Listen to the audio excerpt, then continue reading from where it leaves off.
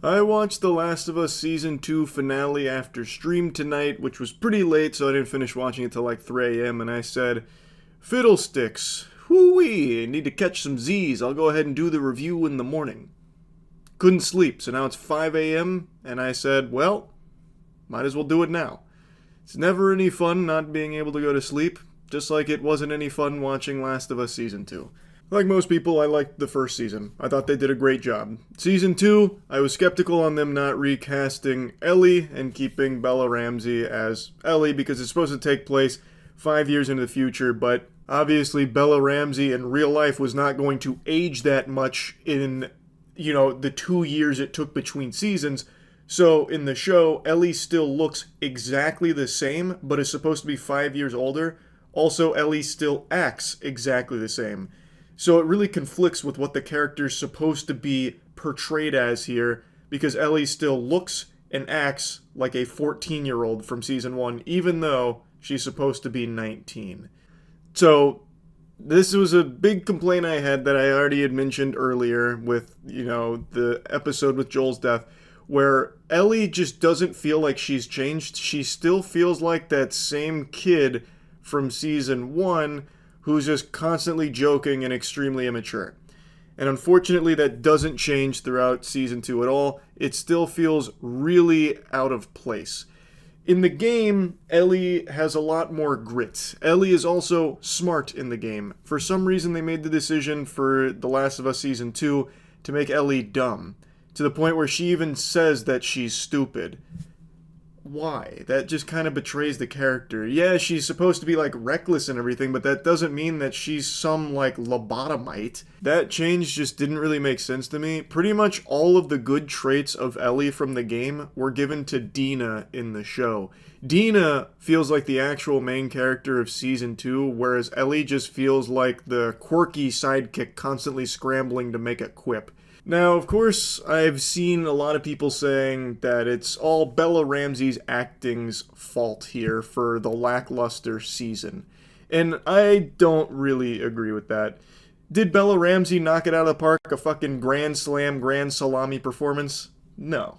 But I don't think this material would work even if they did recast Ellie for somebody else that could embody, the grit and the intimidation that Ellie had in the game better. Like, I don't think it would change if the material didn't.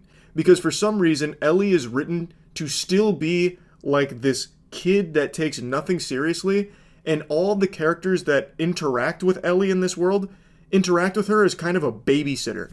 Best example is Jesse, where Jesse comes and rescues her and Dina, saves the day, and then the rest of that episode and now into this episode, there's no like actual friendship between them, and in fact there really hasn't been on screen at all for the whole season, but it's so egregious here in these last 2 episodes where like they're not friendly, whereas in the game you get the feeling that they will do anything for each other to keep each other safe. In the show, Jesse is literally like the babysitter here, just having to sigh and put up with Ellie's attitude and just being like this constant brat. So I don't even think that's Bella Ramsey's fault. That is the fault of the writing around this character. They were totally off the mark with what they tried to do here. It was much, much worse than the video game counterpart. And even if you haven't played the game, I just think most people will get the impression that Ellie is like this really annoying character. There just wasn't a single moment in the season where you get the sense that she is on this unstoppable quest for revenge, an insatiable appetite for vengeance, overcome with the desire to kill the people that killed Joel. It never feels that way, because it just never seems like she cares that much. It feels more almost like a slice of life sometimes, as opposed to like this dark descent into revenge and the effects it has on everyone around them.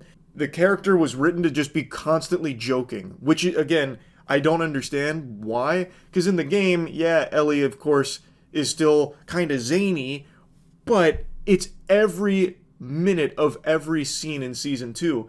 Like, in between perilous, sequences, where they're trying to be quiet or, like, about to fight some infected, in between that, they're joking. In fact, sometimes in the middle of it, like in the very beginning of the season, where they're about to, like, kill a clicker, and they're doing like sign language back and forth, and she does like the miming that she's stabbing her neck and like blood's pouring out.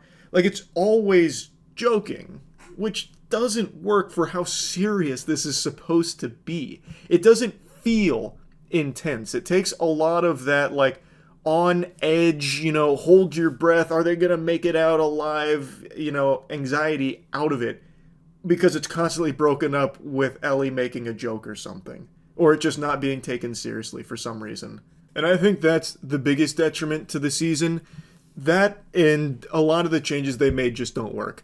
I actually thought some of the changes they made to the episode surrounding Joel's death were positive. As I mentioned, I think that entire sequence with the Jackson fight was great. I think that was a really good idea. I won't just regurgitate my take on that episode, but the point is, I think that was a good change, and then the majority of the changes they made going forward were huge misses and big question marks. I don't really get it. Like, the best example comes from the finale, I think, where Ellie, when pursuing Abby, she washes up on the shore and gets taken by the scars, and she's about to be gutted like a fish. And then she's not, because it gets broken up, the village is under attack, they let her go, and then she gets out of there and then goes back to get Ellie. That wasn't in the game, and it added nothing. It felt so out of the blue, just completely random. Why even have that there? That doesn't really compute in my noodle up here. Maybe it'll be something they explore in season 3, perhaps, but as of right now, that just felt entirely out of left field and served no real purpose. Unless what they tried to get across to viewers is just how deep the indoctrination goes with the cult, because it was a little kid who kind of, passed judgment saying that she needs to be killed. The kid, gave the sign to, split her open, so maybe that's what it wanted to get across. But I don't think you needed this whole sequence here that leads to nothing. That was already kind of established earlier in the season anyway. But whatever.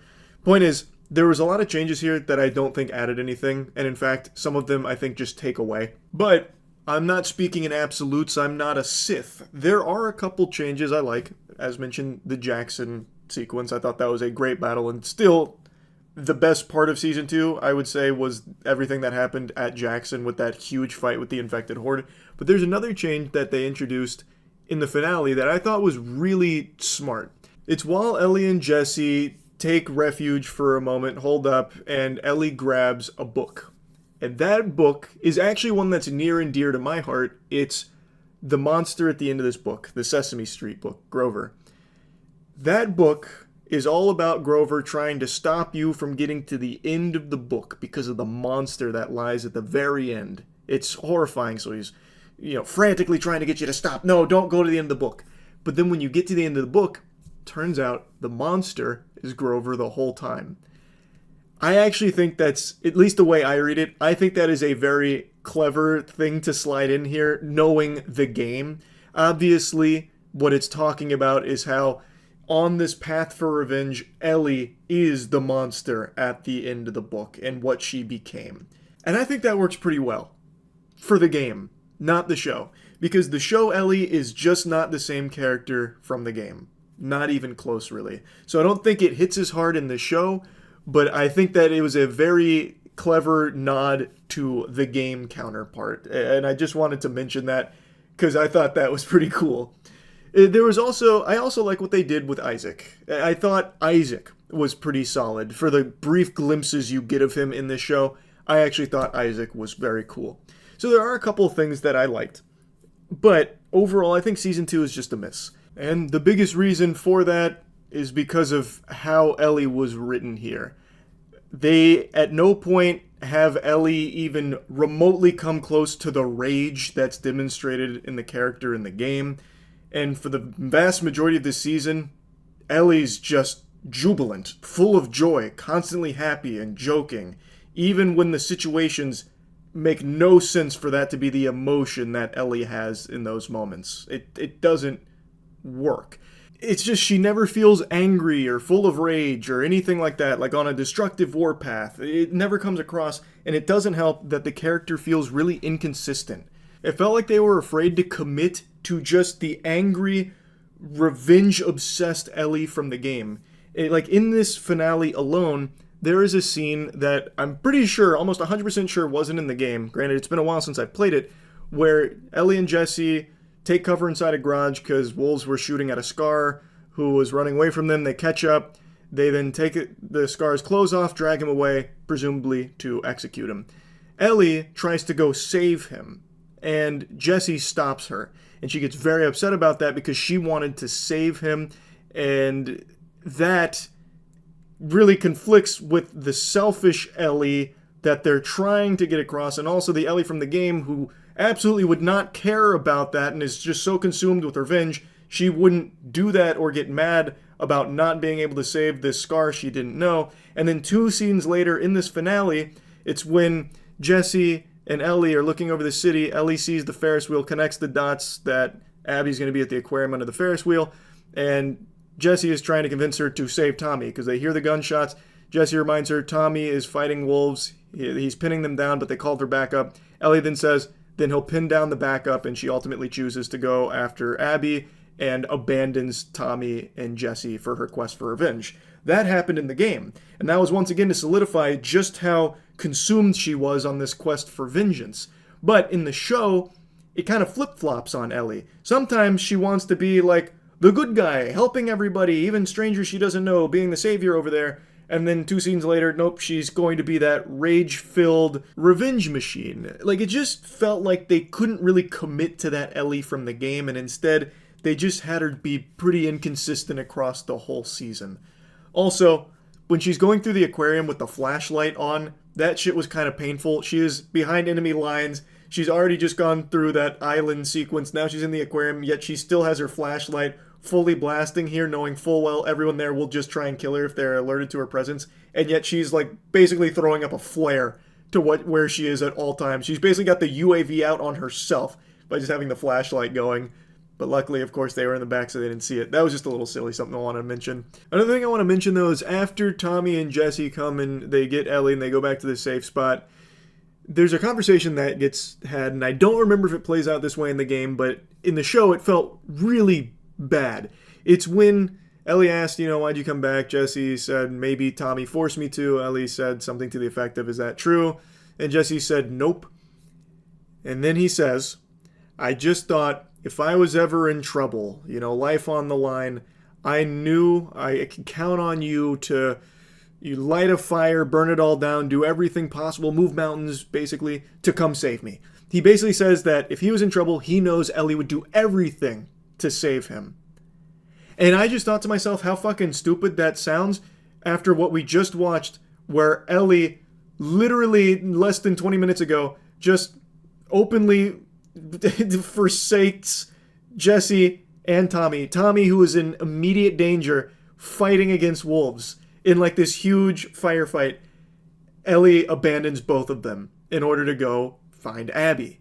So I don't know why Jesse thinks that she would do anything to save him, because there's a good chance if Ellie smelt a fart that she believed would somehow lead her closer to Abby, she would follow that like a cartoon character smelling a nice pie and forget all about Jesse entirely. So just that line, that conversation doesn't really hit when we've already watched Ellie go completely against that and abandon the people she cares about for revenge, which I do think is much more in line with the video game character for what it's worth. But since the show is very inconsistent about being that angry, rage, revenge-focused character that we know from the game, it doesn't fit. Like, it no longer works, and it feels very out of place. Anyway, though, I'll stop yapping about this show. There were moments I thought were pretty decent, but they were few and far between, unfortunately. I think it was a huge step down. I also think the season had some big pacing issues that I haven't even begun to touch on. It really wasn't great. Oh, I did want to mention, though, I actually thought Abby was pretty solid in the show. Like, I don't have any major complaints there. And even though we didn't get to see a lot of Abby's side of things whenever it would pop up actually was solid. Like, I don't know if that's maybe just because everything on the Ellie side was handled so poorly that Abby's side, by contrast, looks a lot better. I don't really know, but I really did think Abby was pretty solid in the season.